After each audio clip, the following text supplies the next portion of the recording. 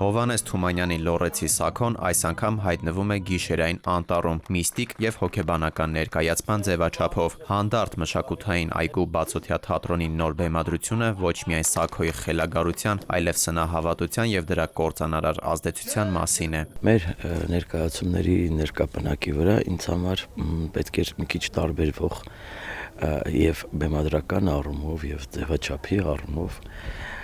լինելով Թումանյանի հանճարեղ պոեմներից մեկը, որը թատերական ներկայացում չէր իհարկե, բայց իր մեջ կրում էր մի կարևոր խորհուրդ շատ։ Մարդը ինչին հավատում է, դառնում է դրա գրողը։ Լորվա մութ ծորերը, Տեբետի ահեղ, որը տնդոս ձայնը, չար ոգիների մասին տատի պատմած հին ավանդազրույցներն ու մենության մեջ ծնվող սարսափը ներկայացման մեջ հայտնվում են կողք կողքի, իրականության եւ երևակայության եզրագծին։ Չարքերի մասին պատմությունների իսկությանը հավատացող Սաքոն աստիճանաբար դառնում է սեփական վախերի գերին։ Լոռեցի Սաքոն հավատաց տատիկի պատմած պատմություններին, անկավ հենց այդ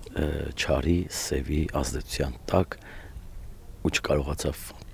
դուրս գալ, հասավ խելագարության, այսինքն կործանման։ Բեմադրիչի մեկնաբանությամբ ստեղծագործության առանցքում նաև տգիտության եւ սնահավատության թեմաներն են։ Դասական համարվող պոեմի արդիականությունը հենց այստեղ է։ Մարդը հաճախ ինքն է ստեղծում իր տեսիլքներն ու վախերը, չգիտակցելով, թե իր ընտրած ճանապարհը ուր կարող է հասցնել։ Գլխավոր դերում Մկրտիչ Արզումանյանն է։ Կերպարը ինչով է դժվար, որ այդ հոգեկան շեղվածության աստիճաններ կան։ Այստեղ այդ հոգեկան վիճակները 10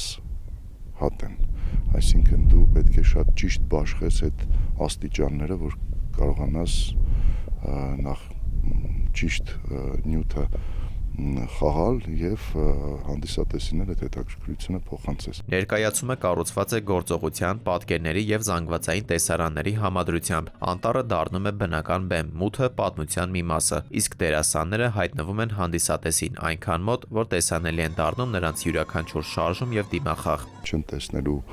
թատրոնի այդպես օրենքներով, ընդունված օրենքներով ներկայացում, այլ տեսնելու են ավելի մոտ կինոֆիլմին ինչ-որ մի բան, որը որ կարծում եմ դեռ երկար ժամանակ կմնա հանդիսատեսի մտքում։ Լոռեցի Սաքոն Թումանյանի ստեղծագործությունը ներկայացնում է նոր ձևաչափով, ցույց տալով, թե ինչպես կարող են չբացատրված վախերն ու սնահավատությունը կառավարել մարդուն եւ նրան հասցնել կործանման։ Դավիթ Թադևոսյան, Տիգրան Հունանյան, ժամը լրատվական։